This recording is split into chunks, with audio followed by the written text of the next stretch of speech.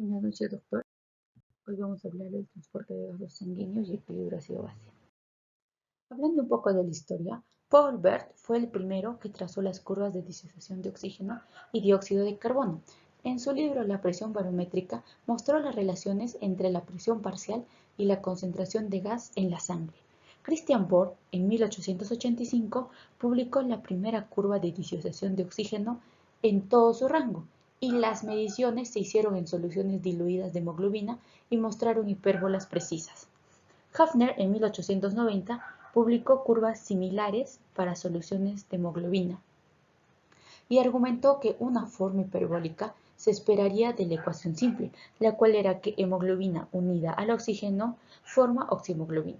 Bohr, en colaboración con Hesselbach y Kroc, en 1909, publicaron que la curva de disociación se desplaza a la derecha cuando el PaCO2 de la sangre se incrementa, un fenómeno que llegó a ser conocido como el efecto de Bohr.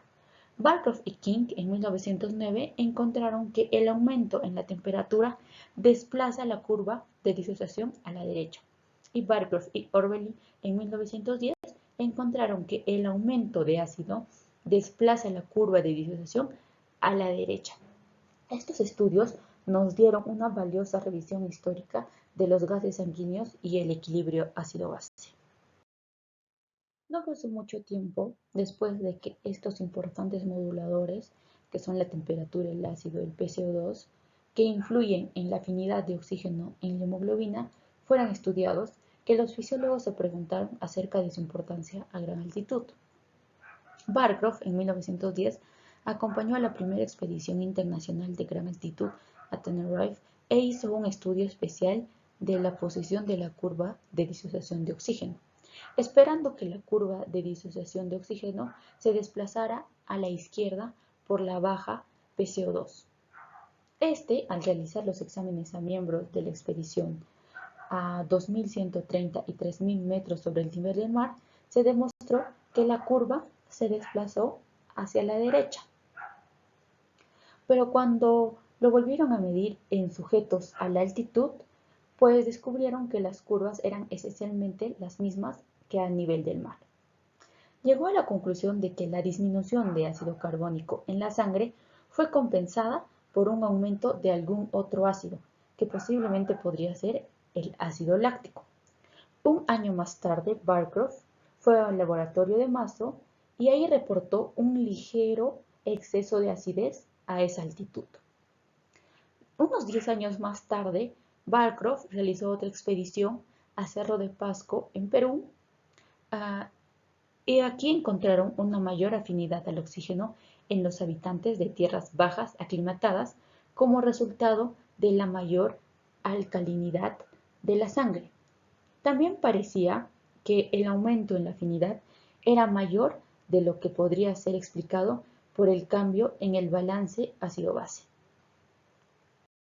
Beniven, en 1967, descubrieron que un cuarto factor tenía un efecto importante en la afinidad de oxígeno por la hemoglobina. Esta era la concentración de 2,3 difosfoglicerato dentro de los glóbulos rojos. Este desarrollo inesperado puso en duda los trabajos anteriores. Demostró que el 2,3 difosfoglicerato aumentaba a gran altitud y que existió una disminución en la afinidad al oxígeno.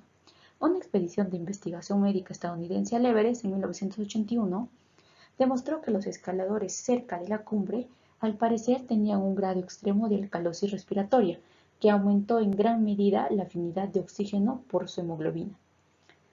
Como vemos en el gráfico a la derecha, el ácido 2,3 difosfoglicerato es un isómero del 1,3 difosfoglicerato metabolito que interviene en la glucólisis. Este también está presente en los glóbulos rojos que lo sintetizan por un desvío de la ruta glucolítica y que actúan determinando la afinidad de la hemoglobina por el oxígeno. Heymans, en 1925, explicó de forma correcta cómo la hipoxia estimula la ventilación a gran altitud. Tuvo que esperar por el descubrimiento de los quimiorreceptores periféricos. Weinstein, en 1911, formuló la teoría de la reacción de la respiración, que afirmaba que los efectos tanto de la hipoxia como del dióxido de carbono como estimulantes de la ventilación se podrían explicar por el hecho de que ambos acidificaban la sangre, pero también mostró que en la hipoxia aguda la sangre se vuelve alcalina en lugar de ácida. Vamos a ver que la hipoxia y el CO2, cuando disminuyen, van a estimular a una mayor ventilación. Esto consecuentemente hará que el pH sanguíneo se eleve y se vuelva alcalino. Ahora vamos a hablar de la afinidad por el oxígeno de la hemoglobina. Tenemos a la curva de disociación del oxígeno. Este nos va a indicar cómo la hemoglobina se va a adaptar, si va a ser más afín al oxígeno o menos afín al oxígeno. Cuando esta curva se va a desviar hacia la derecha, pues vamos a ver que libera oxígeno. Pero si esta curva se desvía hacia la izquierda, va a retener oxígeno. Vamos a ver que en el caso de que esta se desvíe hacia la derecha, vamos a encontrar al PCO2 aumentado, la temperatura aumentada, el 2,3 difosfoglicerato aumenta y también aumentan los hidrogeniones, pero el pH disminuye, este se encuentra ácido. Y si la curva desvía hacia la izquierda, pues vamos a ver que el PCO2 disminuye, está disminuido, la temperatura disminuye, el 2,3 difosfoglicerato se encuentra disminuido y los hidrogeniones también se encuentran disminuidos, pero el pH aumenta, es alcalino. Y como dije, cuando la curva se va hacia la izquierda, pues va a retener el oxígeno. Ahora, aquí tenemos el mismo gráfico, solo que aquí nos explica factor por factor, la temperatura, el PCO2, el pH, y como vemos aquí en medio, cuando la temperatura aumenta, el 2,3 difosfoglicerato aumenta, el PCO2 aumenta, los hidrogeniones aumentan, pero en este caso, pues, el pH está disminuido y esta curva se estaría yendo hacia la derecha. Casi todo el cambio en la afinidad por el oxígeno va a ser causado por el PCO2, el cual se puede atribuir a su efecto sobre la concentración de los iones de hidrógeno, ¿no? Vamos a ver que este mecanismo de la alteración de la afinidad del oxígeno a través de la concentración de los iones de hidrógeno o efecto Bohr es a través de un cambio en la configuración de la molécula de la hemoglobina, que hace que el sitio de unión sea menos accesible para el oxígeno, a medida que la concentración de iones va a aumentar. Vamos a encontrar que la hemoglobina tiene dos formas. Una en la que las subunidades químicas están unidas químicamente al máximo y otra en la que algunos enlaces se rompen y la estructura se refleja. Vamos a ver que en esta segunda va a tener mayor afinidad por el oxígeno, porque la molécula puede entrar más fácilmente en la región del hemo. Continuando con la exposición, vamos a hablar un poco de lo que son los animales autóctonos de las grandes altitudes. Se sabe que desde hace muchos años que los animales que viven a gran altura tienden a tener una mayor afinidad por el oxígeno. Como podemos ver acá en la imagen, muestra parte de las curvas de disociación del oxígeno de la vicuña y de la llama que son nativas a grandes altitudes de los Andes sudamericanos. Cabe mencionar también que en el diagrama también muestra el rango de las curvas de disociaciones para algunos animales de las tierras bajas, incluido lo que eran los humanos, caballos, perros, conejos, cerdos. Entonces, acá se puede ver que la hemoglobina de los animales nativos de gran altitud tiene una afinidad por el oxígeno sustancialmente aumentada. Esta adaptación a la altura es de origen genético, como lo demuestra el hecho de que una llama ya criada en un zoológico a nivel del mar tiene la misma alta afinidad por el oxígeno. ¿Qué pasa? Que se realizó un estudio de 10 subespecies que vivían en altitudes debajo del nivel del mar en el Valle de la Muerte, California, hasta altas montañas de la cerca Sierra Nevada a casi 4.350 metros sobre el nivel del mar, y se encontró que existía una fuerte correlación entre la altitud del hábitat y la afinidad por el oxígeno de la sangre.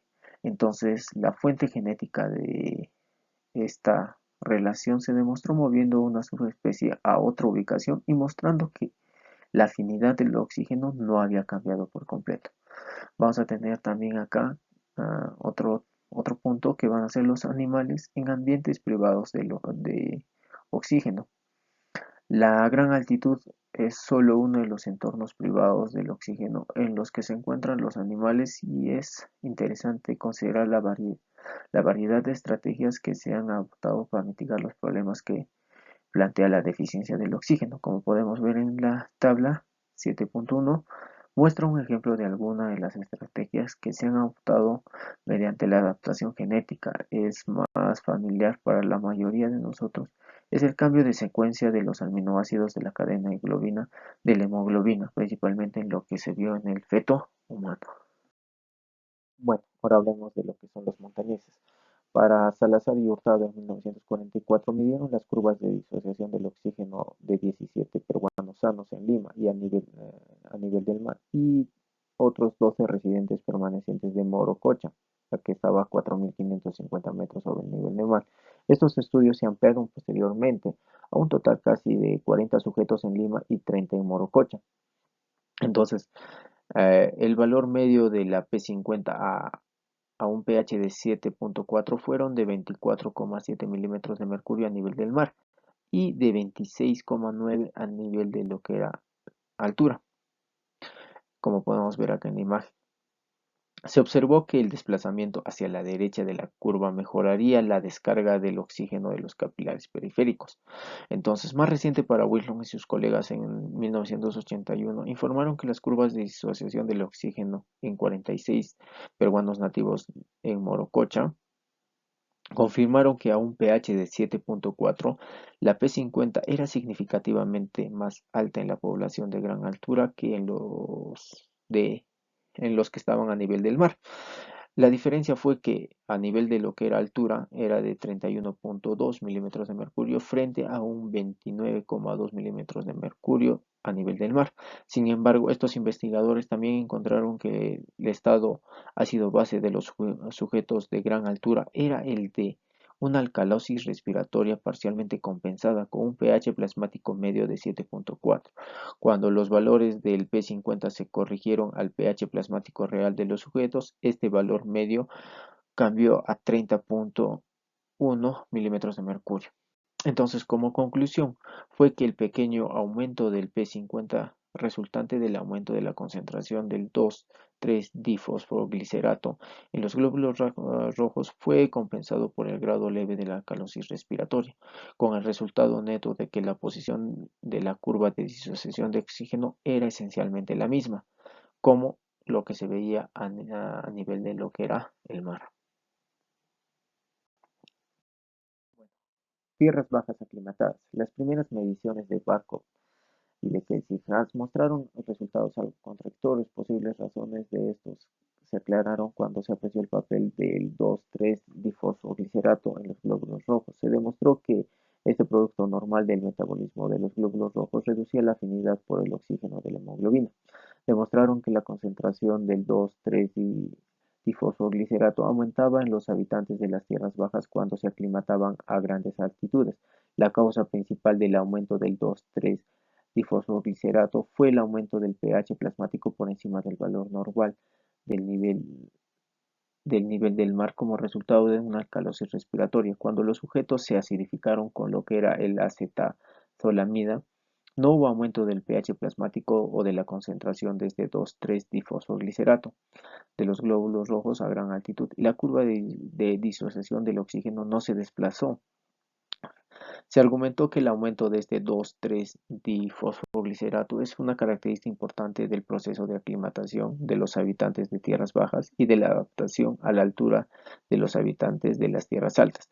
Durante la expedición de la investigación médica estadounidense en 1981 al Everest, Wilson realizó una extensa serie de mediciones en tierras bajas aclimatadas a una altitud de 6.300 metros. También obtuvieron datos de 2 sujetos que alcanzaron una cumbre. Entonces, en conclusión, se mencionó que se encontró que en este tipo de estudios que la concentración de glóbulos rojos del 2,3-difosfoglicerato aumentaban con la altitud. Por lo tanto, estos datos muestran que en altitudes extremas la curva de disociación del oxígeno en sangre se desplaza progresivamente hacia la izquierda, mayor afinidad por el oxígeno de la hemoglobina, principalmente debido a la alcalosis respiratoria. De hecho, este efecto supera por completo la tendencia relativa pequeña de la curva al desplazarse hacia la derecha debido al aumento de lo que era el 2,3-difosfoglicerato de glóbulos rojos. Efectos fisiológicos de los cambios en la afinidad por el oxígeno. Ha habido diferencia de opiniones sobre si una afinidad por el oxígeno disminuida o aumentada es beneficiosa a gran altura. Principalmente para Barcroft en 1923 encontraron una afinidad ligeramente mayor y argumentaron que esto mejoraría la carga del oxígeno en el pulmón. Sin embargo, para Aste Salazar y Hurtado informaron una leve disminución en la afinidad por el oxígeno en nativos de gran altitud en Morococha y razonaron que esto mejoraría la descarga de oxígeno en los capilares periféricos. Mientras que para Sullivan utilizaron el mismo argumento cuando se apreció la influencia del aumento de la concentración de glóbulos rojos del 2,3-difosfoglicerato en la curva de disociación del oxígeno. Afirmaron que la disminución de la afinidad por el oxígeno ayudaría a la descarga periférica del oxígeno y que esta era una de las muchas características tanto de la aclimatación de los habitantes de las tierras bajas a la gran altitud como de la adaptación genética de los habitantes de tierras altas. Sin embargo, ahora hay una fuerte evidencia de que una mayor afinidad por el oxígeno, la curva de disociación del oxígeno desplazará a la izquierda. Es beneficiosa especialmente en altitudes altas y particularmente durante el ejercicio.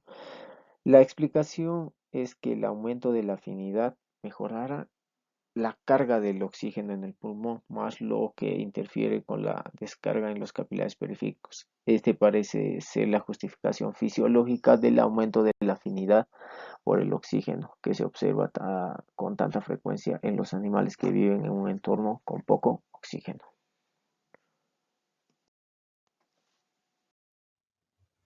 Cuando un habitante de las tierras bajas se eleva a gran altitud, se produce la hiperventilación y este pues se va a dar como resultado de la estimulación de los quimiorreceptores periféricos por la hipoxia, y esto va a dar un PCO2 arterial descendiente y un pH arterial que aumenta.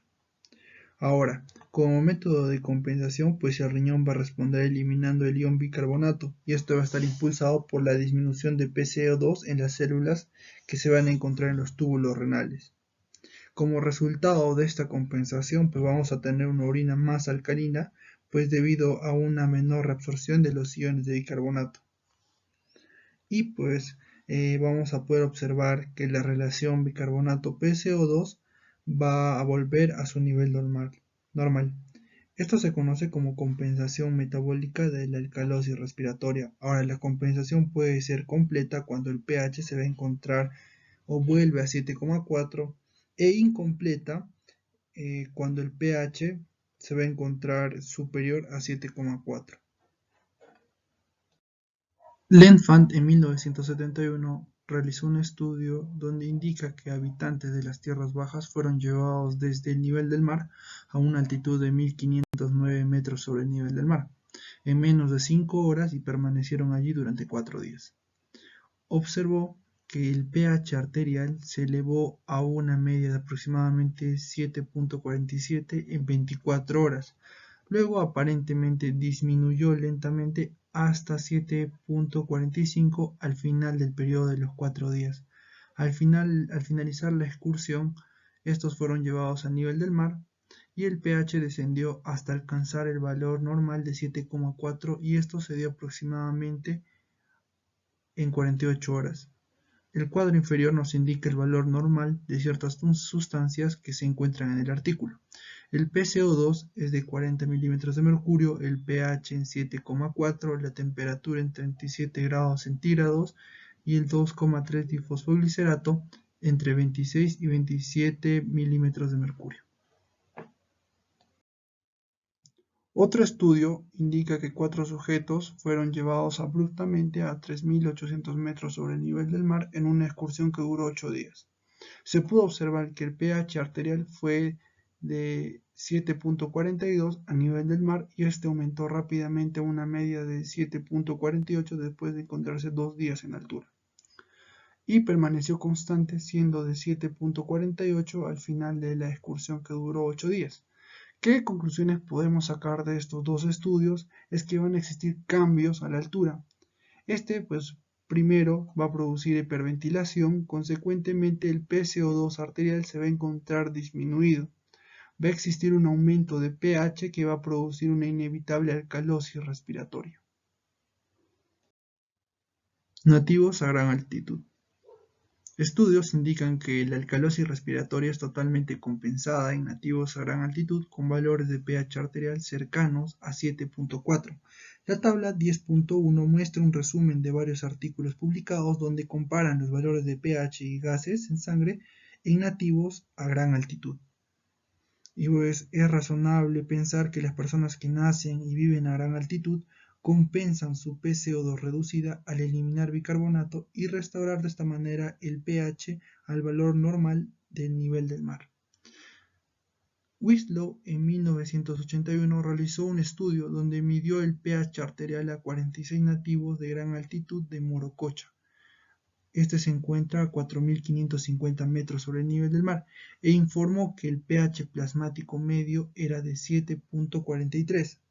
En otras palabras, pues estos nativos no tenían una alcalosis respiratoria totalmente compensada y su sangre era ligeramente alcalina.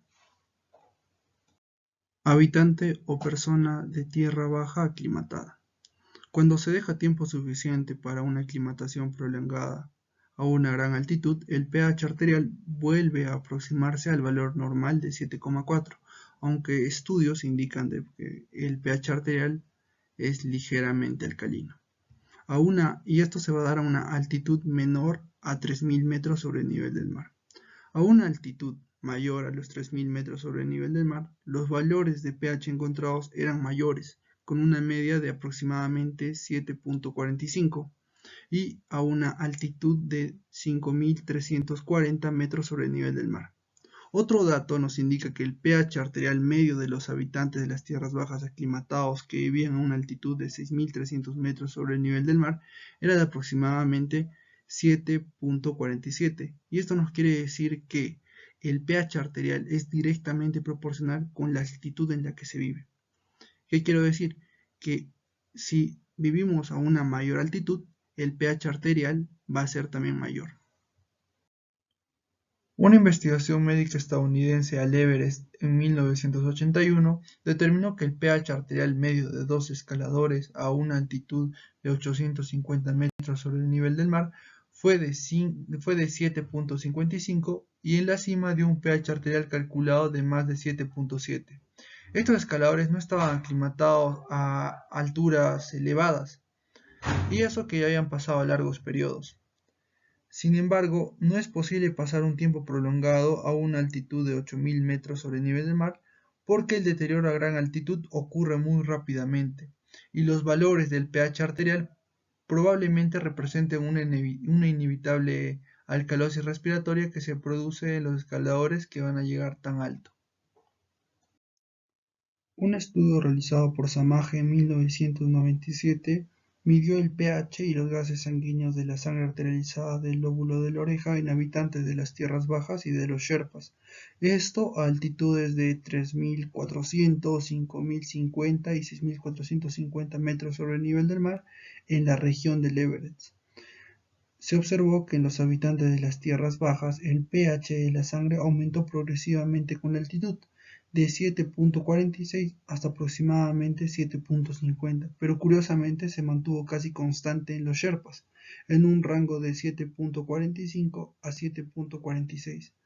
La alcalosis más marcada en los habitantes de las tierras bajas que en los Sherpas fue consistente con un PCO2 más alto en los Sherpas. Sin embargo, la saturación de presión de oxígeno y de oxígeno fue la misma en los dos grupos en todas las altitudes, y es un hallazgo que todavía no se explica completamente. Otro estudio realizado por Wagner en el 2002 comparó el estado ácido-base en los habitantes de las tierras bajas y los residentes bolivianos nativos de La Paz, cuando estos ascendieron a 5.260 metros sobre el nivel del mar. Las mediciones se realizaron tanto en reposo como en ejercicio máximo. Después de 9 semanas de residencia a 5.260 metros sobre el nivel del mar, el pH arterial en reposo de los habitantes de las tierras bajas fue de 7.48 y el de los nativos era de 7.43. Durante el ejercicio se pudo observar que el PCO2 arterial fue de 8 milímetros de mercurio más baja que en los habitantes de las tierras bajas que el de los nativos, y la presión de oxígeno fueron los mismos en los dos grupos. Compensación metabólica de la alcalosis respiratoria. La compensación metabólica de la alcalosis respiratoria parece ser extremadamente lenta, a pesar de que la presión de CO2 disminuye considerablemente. La razón del cambio muy lento en la concentración de bicarbonato a estas grandes altitudes todavía no está clara, pero un posible factor viene a ser la deshidratación crónica. Bloom en 1984 midió la osmolaridad sérica a nivel del mar a 5.400 y 6.300 metros sobre el nivel del mar en 13 sujetos y demostró que la osmolaridad aumentó conforme la altitud también se elevaba. A 5.400 metros sobre el nivel del mar, la osmolaridad se aumentó a 295 más menos 2 y a 6.300 metros sobre el nivel del mar la osmolaridad aumentó a 302 más menos 4. Y este agotamiento de volumen pues se produjo a pesar de que la cantidad de líquido sea la adecuada. Un dato importante que nos da este estudio es que la concentración plasmática de arginina vasopresina permanecieron sin cambios desde el nivel del mar hasta 6.300 metros sobre el nivel del mar a pesar de la hiperosmolaridad. Este hecho de que no cambien los niveles de vasopresina pues sugieren de que existe alguna anomalía en la regulación de los fluidos corporales. Se sabe que el riñón tarda en corregir una alcalosis en presencia de disminución de volumen y parece que cuando se le da la opción de corregir el equilibrio de líquidos o corregir un equilibrio ácido-base, pues el riñón le va a dar una mayor prioridad a corregir el equilibrio de líquidos. Y para corregir la alcalosis respiratoria se tiene que disminuir la reabsorción del ion bicarbonato y ello va a conllevar a la pérdida de un catión que inevitablemente pues va a agravar la hiperosmolalidad. Esto explica la poca disposición del riñón a corregir una alcalosis respiratoria en presencia de la disminución de volumen.